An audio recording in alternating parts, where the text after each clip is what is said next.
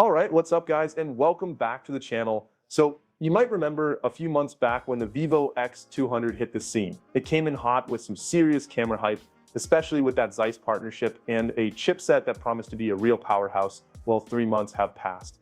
And you know how it is, initial impressions are one thing, but living with a phone day to day, that's where the real story unfolds. I've been playing around with the X200 on and off for review purposes, just like some of you might have been, and I wanted to give you the honest lowdown. Is this phone still a contender, and should you even be thinking about picking one up in 2025? Let's get into it. Now, when the X200 first landed, the design definitely caught some eyes. It felt premium in the hand, and honestly, I've been pretty impressed with how it's held up. There was this one time I accidentally knocked it off my desk. No case, I know, rookie mistake, and thankfully it came out without a scratch. So build quality seems solid. However, and let's be real here, that camera bump is still pretty significant. It makes the phone wobble on a flat surface.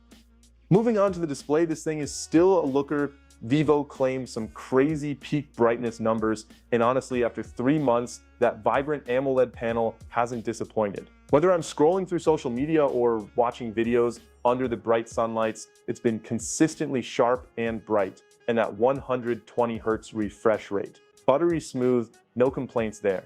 Under the hood, the Dimensity 9400 is no slouch for daily tasks, multitasking, even some pretty intense gaming sessions. This phone has just flown. I haven't experienced any significant slowdowns or lag. I even tried pushing it with some demanding games, and while it did get a little warm, it never felt like it was struggling. It's definitely a performance beast that holds its own against the big players.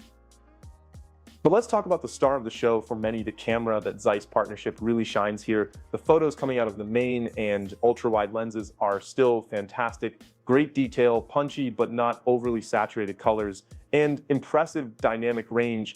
The night mode continues to impress, pulling out details in low light situations that you wouldn't expect, and the portrait mode still getting those nice creamy bokeh effects. Now, I did notice that the zoom photos can get a little soft at higher magnifications, and sometimes the AI processing can be a bit aggressive, but overall for still photography, this camera system is seriously good. However, the front-facing camera, I gotta be honest, it's just okay. It gets the job done for selfies, but it's not in the same league as the rear cameras. Battery life has been a real highlight. This phone just keeps going. On most days, even with pretty heavy usage, I easily made it to the end of the day with juice to spare. And when you do need to top up, that 90-watt fast charging is incredibly convenient. It gets you from 0 to full in no time. I haven't noticed any significant battery degradation in these 3 months, which is a good sign.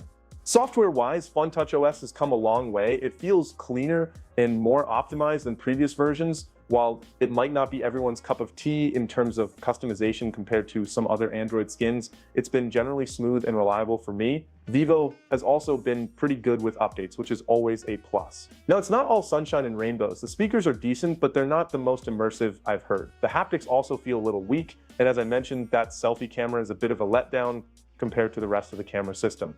So should you buy the Vivo X200 3 months later, especially looking into 2025? Here's my take. If camera performance and battery life are your top priorities, this phone is still a very strong contender. It offers flagship level photography capabilities and excellent endurance at a potentially more competitive price point than some of the other big names. However, if you're a selfie enthusiast or really value a specific software experience, you might want to weigh those factors. Honestly, I think the Vivo X200 also could be a fantastic companion phone. If your main phone lacks in the camera department, or if you need something with exceptional battery life for those long days, the X200 definitely delivers. All right, that's my honest look at the Vivo X200 after 3 months. What do you guys think? Let me know in the comments below. Don't forget to like and subscribe for more tech reviews. And as always, thanks for watching.